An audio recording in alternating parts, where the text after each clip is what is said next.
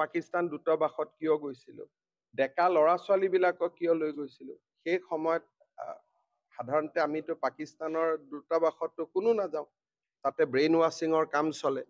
গতিকে তাত ডেকা ল'ৰাবিলাকক, যিবিলাক ডেকা ল'ৰা ছোৱালীক লৈ গৈছিলো, তেওঁলোকৰ নামবিলাক কি, তেওঁলোকে এতিয়া কি কৰি আছে, যিবিলাক ডেকা ল'ৰা ছোৱালীক লৈ গৈছিল তেওঁলোক এতিয়া কি সংস্থাত আছে, কি নাই।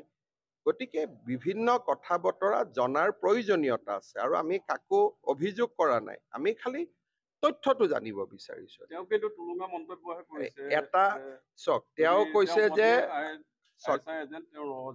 ISI আৰু ৰ এটা ঘৰত কেনেকে থাকে। তুলুঙা মন্তব্যটোৰ আঁৰতো বহুত চিৰিয়াছ কথা লুকাই আছে। সংসদগৰাকীয়ে ভাবে যে ISI আৰু ৰ একেলগে থাকিব পাৰে এটা ঘৰতে, কিন্তু ISI মানে পাকিস্তান, ভাৰত মানে ৰ, আমি একেটা ঘৰত থাকিব পাৰো নেকি? কিন্তু তেখেতৰ আদৰ্শত যে মোৰ পত্নী যদি ISI, মই ৰ, তাৰমানে তেখেতৰ মতে ভাৰত আৰু পাকিস্তান দুইটা বন্ধু ৰাষ্ট্ৰ আৰু দুইটা একেখন ঘৰত থাকিব পাৰে। সেইটোতো হ'ব নোৱাৰে। আপুনি যদি ৰ হয়, আপুনি ISIৰ লগত কিয় আছে? বা আপুনি যদি ISI হয়, আপুনি ৰৰ লগত কিয় আছে? গতিকে এই গোটেই প্ৰশ্নটো আমি ৰাজনীতিৰ পৰা ওপৰত চাব লাগে, ৰাষ্ট্ৰীয় নিৰাপত্তাজনিত প্ৰশ্ন। শেহতীয়াকৈ চৰকাৰৰ হাতত তথ্য আহিছে যে 2009 চনত সংসদগৰাকীয়ে পেলেষ্টাইনৰো বিভিন্ন জাগা ভ্ৰমণ কৰিছিল, ৰামাল্লা, বেথেলহামছ, যিবিলাক জাগা আমি টিভিত নামবোৰ শুনো, আৰু আমেৰিকাৰ এটা NGOই এই গোটেই ভ্ৰমণটোত তেখেতক লৈ গৈছিল। এই আমেৰিকাৰ NGOটো কোন? আৰু এটা তথ্য আহিছে যে আমেৰিকাৰ জৰ্জ চৰেছ বুলি যিজন ভাৰত বিৰোধী ব্যক্তিয়ে সাংসদগৰাকীৰ ফাৰ্ম টু ফুড নামৰ যিটো তেওঁ অৰ্গেনাইজেশ্যন খুলিছিল, তাত 1 কোটি প্ৰত্যক্ষভাৱে দান কৰিছিলে, বাকী কি আছিল কি নাই আমি নাজানো। গতিকে তেখেতৰ বিষয়ৰ পৰা আমি বহুত কথা জানিবলগীয়া আছে, আৰু ই কিমান গভীৰলৈকে যায় আমি ধৰিব নোৱাৰো, কাৰণ নেশ্যনেল ছিকিউৰিটিৰ ক্ষেত্ৰতো কোনো কম্প্ৰমাইজ নহয়। সেয়েহে 16 তাৰিখে আমাৰ কেবিনেটত এই বিষয়টো আমি আলোচনা কৰিম, আৰু উত্তৰ কেইটা তেখেতে, মই টুইটবোৰ চাই আছো, উত্তৰটো চিম্পল দি নিদিয়ে যে হয় নহয় মোৰ ৱাইফ ইণ্ডিয়ান চিটিজেন, এটা বিতৰ্ক শেষ হৈ যায়। দ্বিতীয়টো বিতৰ্ক এটা শেষ হৈ যায় যে মই পাকিস্তান দূতাবাসত যাওঁতে মই বৈদেশিক পৰিক্ৰমা মন্ত্ৰীক জনাই গৈছিলো, দুটা বিতৰ্ক শেষ হৈ যায়।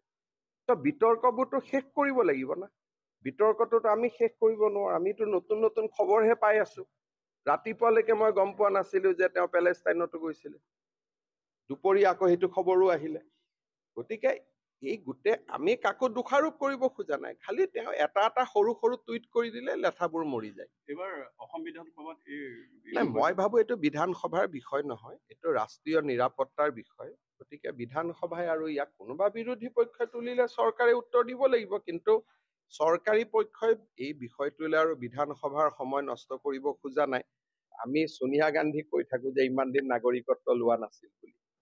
সাধাৰণতে সোনিয়া গান্ধী যেতিয়া ভাৰতৰ প্ৰধানমন্ত্ৰী হ'ব খুজিছিল, APJ আব্দুল কালামে তেওঁক এই প্ৰশ্নটোকে কৰিছিল বুলি শুনা যায় যে আপুনি ইমান বছৰ ভাৰতক নিজৰ মাতৃ বুলি গ্ৰহণে কৰিব নোৱাৰিলে। গতিকে 12 বছৰ এটা সুদীৰ্ঘ বছৰ, আৰু কাৰ বোৱাৰী?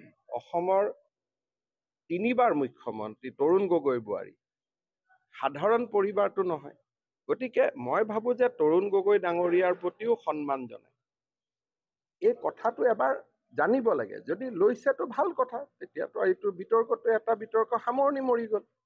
যদি লোৱা নাই, অসমৰ মানুহক জনাব লাগিব যে অসমক, আৰু এইটো ভাৰতৰ নাগৰিকত্ব নহয় ন, অসমৰোতো এটা নাগৰিকত্ব, অসমীয়া বুলি পৰিচয়। ভাৰতৰ নাগৰিকত্ব হলে অসমৰ ভোটাৰ লিষ্টৰ নাম, যে আপোনাৰ স্বামী 2বাৰকৈ সংসদ হল কলিয়াবৰত, এবাৰকৈ সংসদ হল যোৰহাটত, মোৰ নিজৰ স্বামীজনকো মই ভোট এটা নিদিম? ভোটটোতো বিজেপিক নিদিয়ে, কিন্তু নিজৰ স্বামীকটোতো দিম, সেইখিনিও কৰা নাই। গতিকে যদি কৰিছেতো আমি প্ৰশ্ন কৰাৰ কোনো কথাই নাই। চৰ তৰিব নতৰিব সেইটো এটা বেলেগ কথা, কিন্তু কেইটামান কথাত আমি স্পষ্ট হোৱাৰ প্ৰয়োজনীয়তা আছে। প্ৰথম, যিগৰাকী সংসদ তেওঁৰ পত্নীয়ে পাকিস্তানত কাম কৰাটো সঁচা নে মিছা?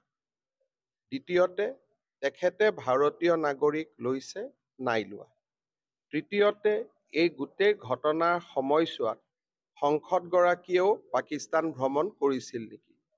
দ্বিতীয়তে, সংসদগৰাকীয়ে পাকিস্তান ৰাজদূতক সাক্ষাৎ কৰোঁতে বৈদেশিক পৰিক্ৰমা বিভাগৰ অনুমতি লৈছিল নে নাই লোৱা? আজি ৱাজবীৰ হুছেইন, ননীগোপাল মহন্তক টানি আনিছে।